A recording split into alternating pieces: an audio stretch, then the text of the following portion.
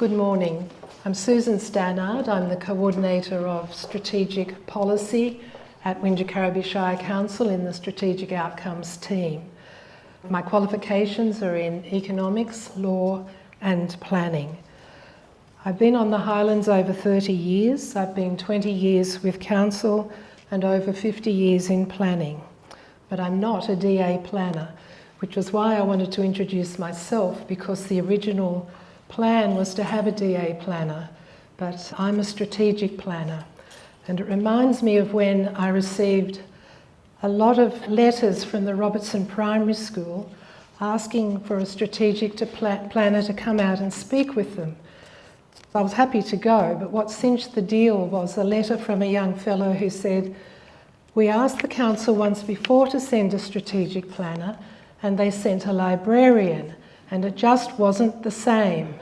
So at the moment I feel a bit like the librarian, and no disrespect to any librarians in the room.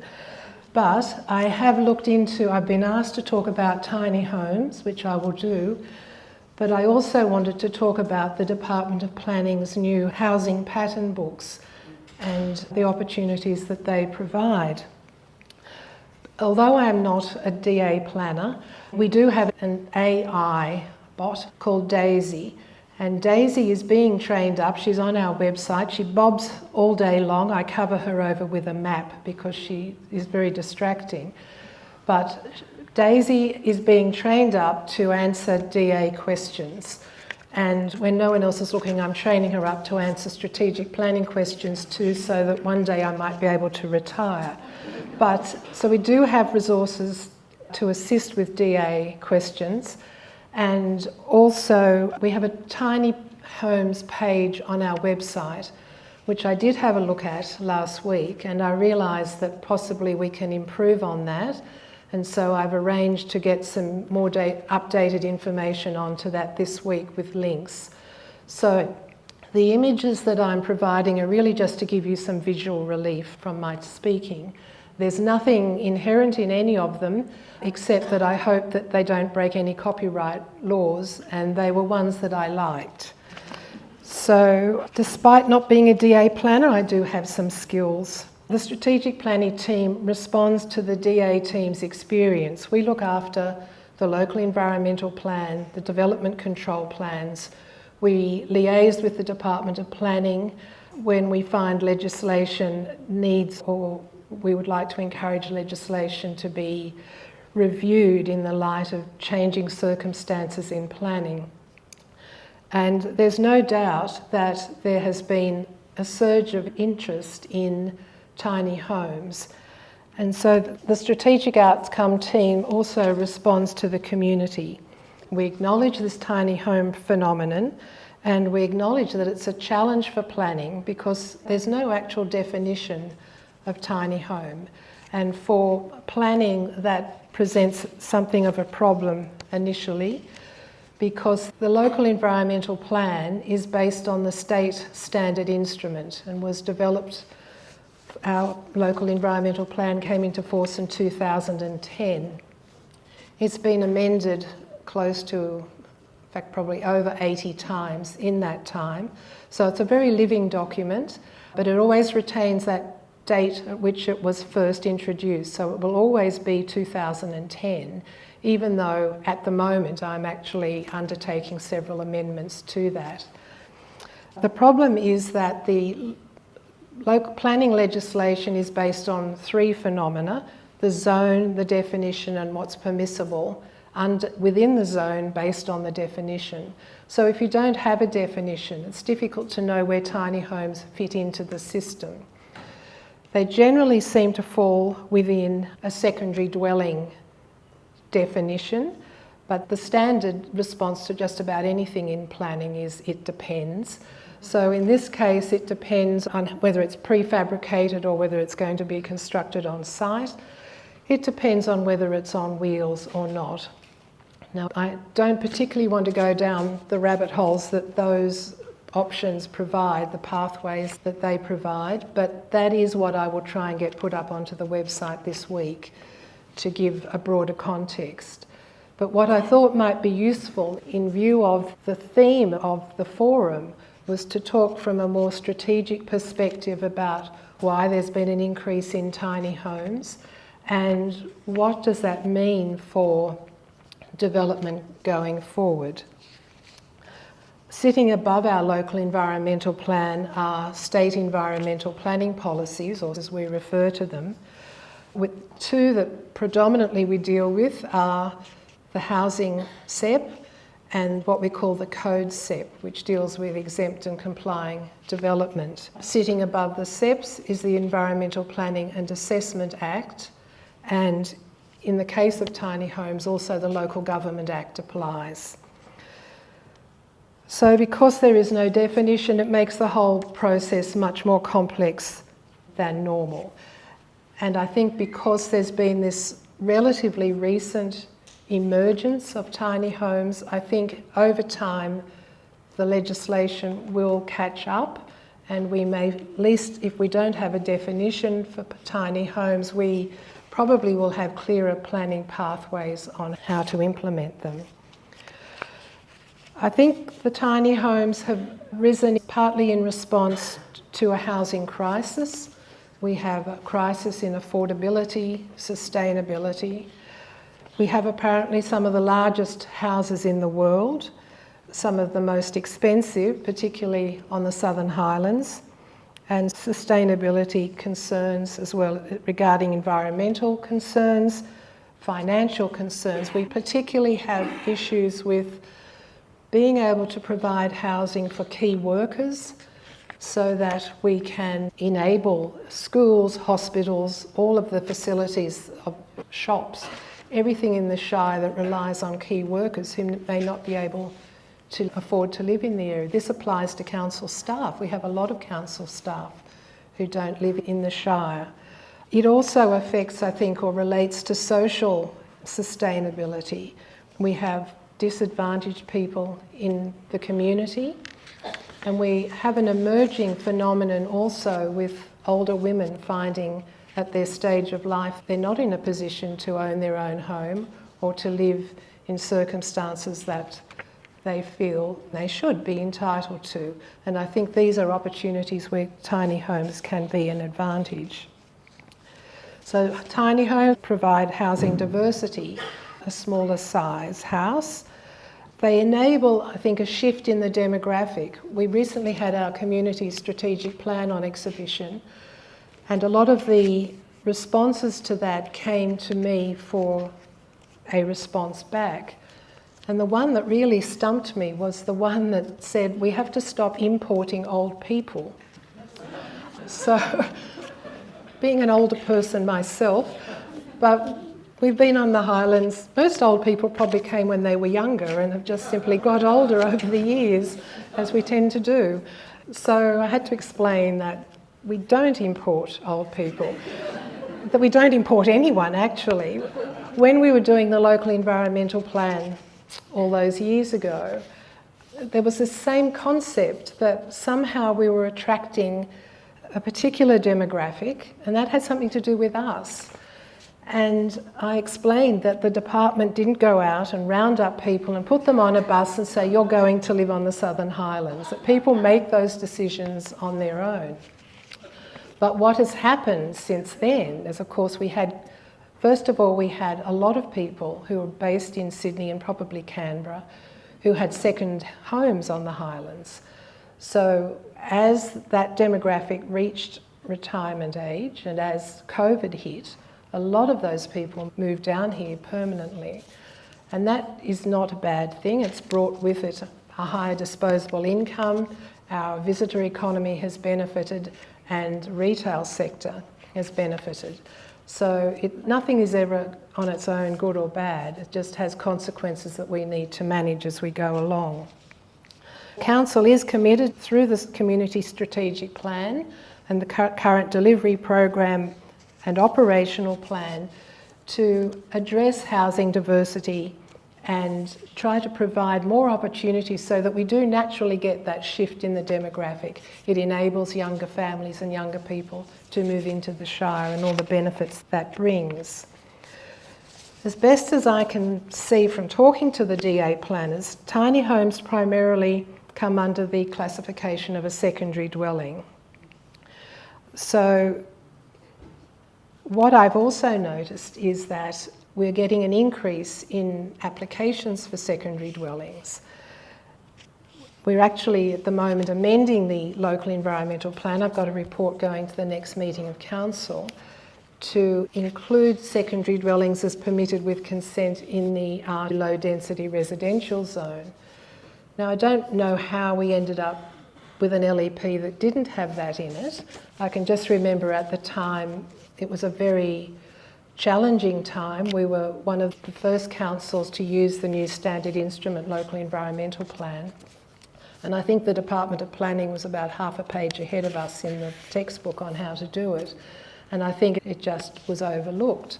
Now, we knew about it, but we weren't worried because the secondary dwellings were permitted with consent under the housing SEP. So there wasn't an issue. But it's only just been recently that community has come to us saying, can you please put secondary dwellings as permitted with consent in the local environmental plan? And so that's what we're doing. And I think it's showing that there is more interest in secondary dwellings and more awareness of the opportunities that they provide. So the residential development Ashbourne, which is underway in Moss Vale at the moment, secondary dwellings seem to be tracking at about up to 25%. So 25% of the lots that are there have put in an application for not just a primary dwelling but a secondary dwelling as well. So that obviously increases your dwelling rate, and therefore when we come to meet the Department of Planning and they want to know how we're going with meeting our population requirements, that is a factor that we need to take into account, and that's more obvious than it has been in the past. And I think it's a reflection of, it could be a number of things. I mean, I have to admit that it seems to us that a lot of secondary dwellings that are approved under the affordable housing SEP, for example, end up on Airbnb, and we have no control over that.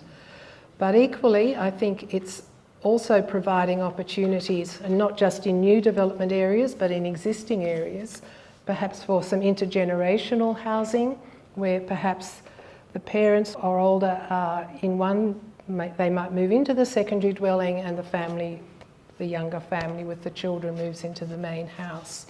It does provide housing choice, which is something we're keen to encourage. So we are noticing that increase in secondary dwellings.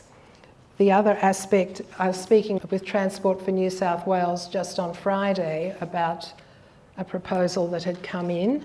I should keep this moving to keep you interested in tiny homes. There we go, there's another one. And they've picked up on this as well. So when they're looking at a proposal that comes in and they're looking at the amount of traffic it's going to generate, they build in this factor for secondary dwellings. And they've actually gone to the extent of doing it across the whole state by region. So it's not just here, it's across the whole state that we're getting this phenomenon. So the benefit is that the higher the yield of a site, the less land that ultimately over time needs to be developed for housing. But the challenge is with a small lot is that you often still get the large house. A lot of housing, most housing, is done through the complying development pathway. And this is a particular bugbear of mine, because unless you are the actual developer of the land and putting the houses on it, or unless the land has a constraint on it, such as being heritage listed, we never see a DA. And so we have no control over the form of housing that goes onto that, which is one reason I'm interested in the housing pattern books. But it also means that if you take the train to Sydney and you look out the window, you see eave to eave grey roofs.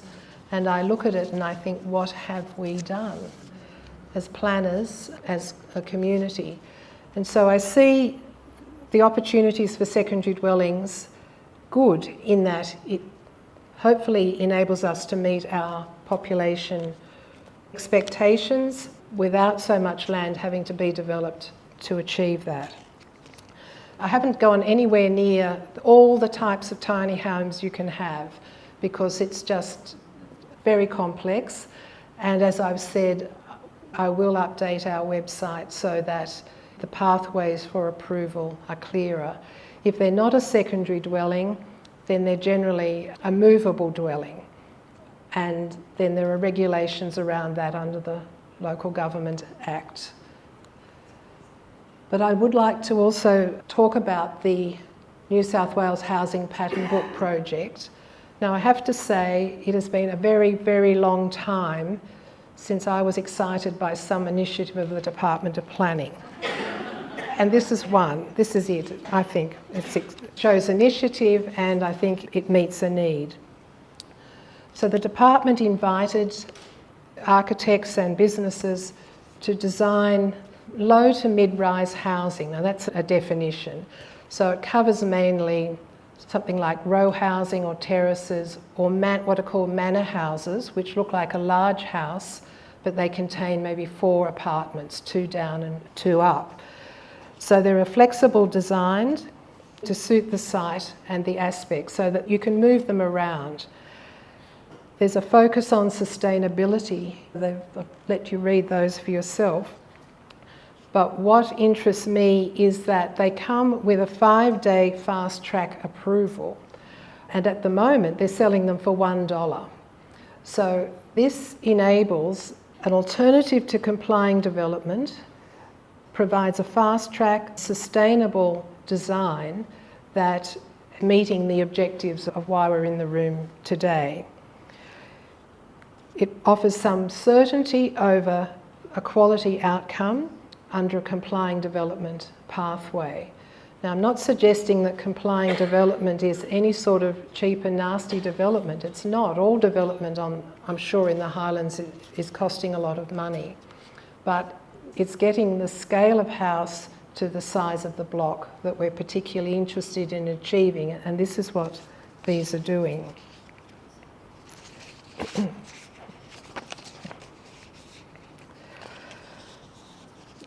So I'll just move through a couple of these. They certainly are affordable.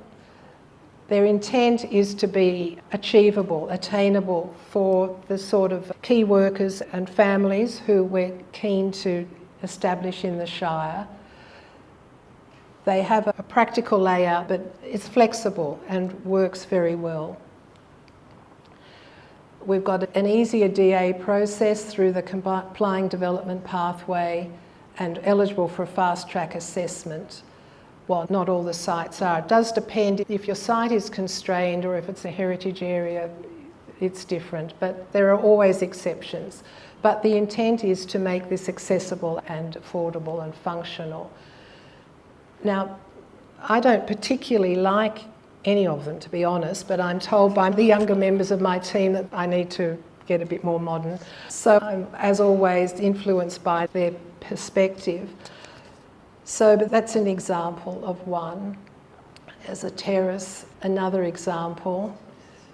Now, that's their name. I didn't just put other architects there. That is their name, their business name. And there's one. Now, bearing in mind that this is a state initiative, so they're not necessarily Bowral or Mittagong or Moss Vale, but that will come with time, I think. And I think this is about 3 minutes and it just takes you through, so it's done in conjunction with the Government Architects team, and it just takes you through quickly what the intent was, and it talks with some of the architects about what they're trying to do.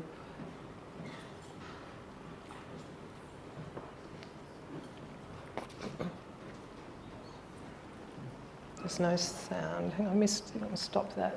Yes, I can stop it. Do we know how it gets? I see that the pattern book is about removing boundaries between the community and good quality housing. With our pattern, we've tried to reflect as much the diversity of our community. So it should allow for a lot of different configurations of family structures or co-living scenarios. The New South Wales Pattern Book will help with current housing challenges because it'll be able to provide us more options, more diversity in the places where we need homes the most. Our housing design reflects different housing types for different peoples, different stages of life. It's not telling you how to live, rather you tell it how to live. I think the Pattern Book can provide a legacy for beautiful housing type in the future. Our design is about allowing people to live where they want, but in the way they want. I see us as facing two challenges. There's a climate crisis and an affordability crisis, and I think housing is inextricably linked to both. I think the Pattern Book offers the opportunity to address both by providing sustainable, well-built and affordable housing. Our pattern is small-scale row housing, offering people the opportunity to live in affordable, dense, dignified, house-like dwellings on a typical suburban lot. Our housing pattern design will shape our New South Wales communities by encouraging more connected, more socially connected and socially engaged communities. So we hope that our pattern design encourages social interaction beyond the four walls of the home. It will also integrate sustainable design features, creating more sustainable communities. We see low and mid-rise housing as a step change between the detached, low-rise, sprawling housing that currently prevails across New South Wales and the type of urban life that we know supports things like more convenient walking and transportation, better neighbourhood amenity, and the kind of vibrancy of community life. Our pattern book design is for courtyard terrace housing, which combines the benefits of life spent around a sunny garden courtyard with the efficiency and replicability of terrace housing. I see the Pattern Book as an opportunity to redefine the status quo through good design and prioritising the needs of the occupants. Our pattern design is flexible and adaptable to suit the various groups within our community. The New South Wales Housing Pattern Book will help with current housing challenges by providing a much more streamlined approvals pathway and really providing a variety of very good houses that are suitable for both now and into the future. Our pattern designs, we hope, will suit the needs of the community in New South Wales by being able to fit in, by being resilient and be adaptable to lots of different places, sites, communities and ecologies. The Pattern Book is both a practical toolkit and it's an invitation. It's an invitation to shape more livable, inclusive and beautifully designed neighbourhoods where good housing design is a part of everyday life for everyone.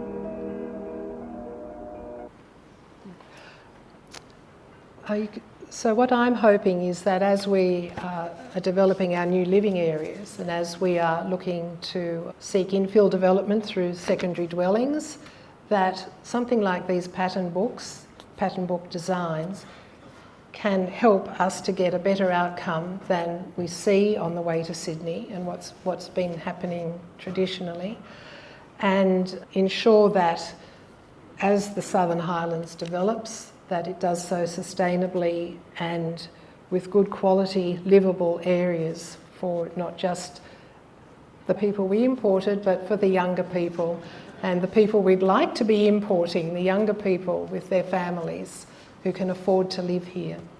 Happy to answer any questions, bearing in mind I'm not a DA planner, but if I can answer questions, and if I can't, I'll get the answer and get back to you. Thank you.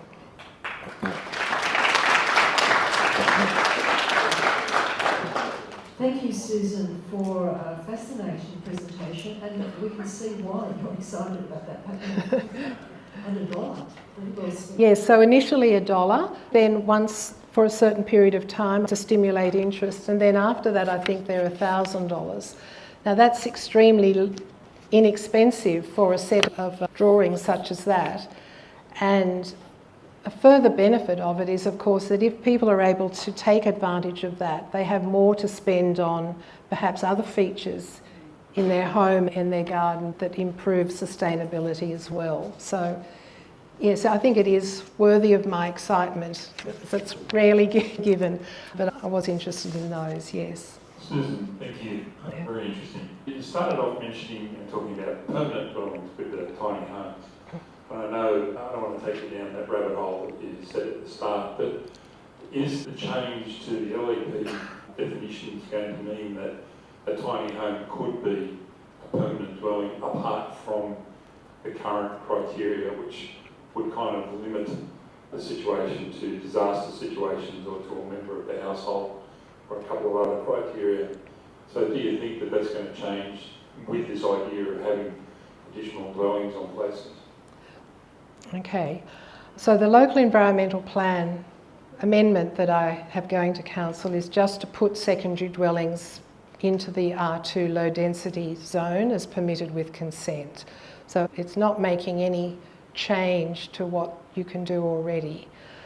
There is confusion around, and there seem to be some anomalies, and I want to drill down a bit more in that next week to understand myself some of these discrepancies as to when you can have a tiny home as a secondary dwelling and when you can't. It seems under the affordable housing provisions there's a bit of a glitch, but I need to understand that better. At the moment, they don't qualify as a principal dwelling, and you can only have one secondary dwelling on your property.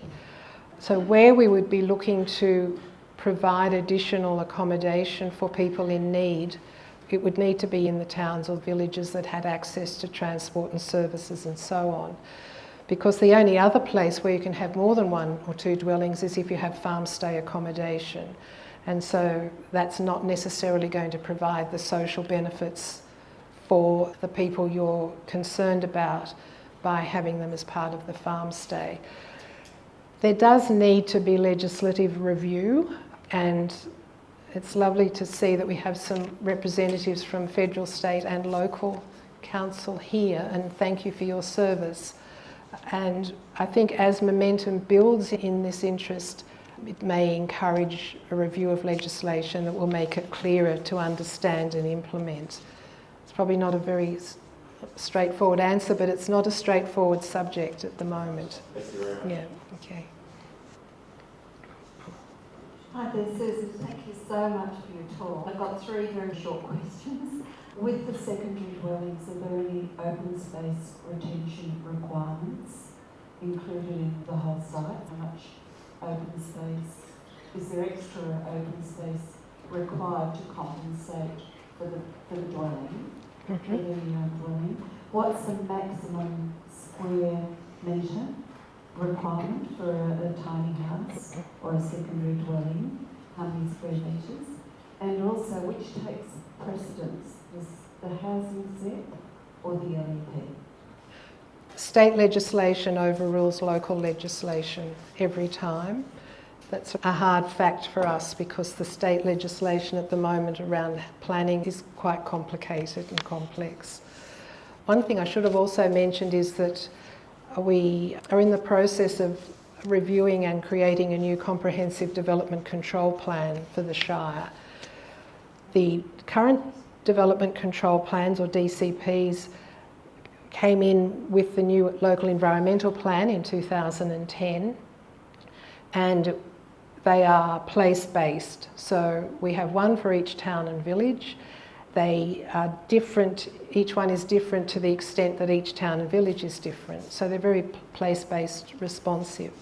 So what we're doing is combining those into a comprehensive DCP, but still providing specific place-based controls for each town and village. But it's just going to make it a lot easier for the DA planners to manage and for the community to understand.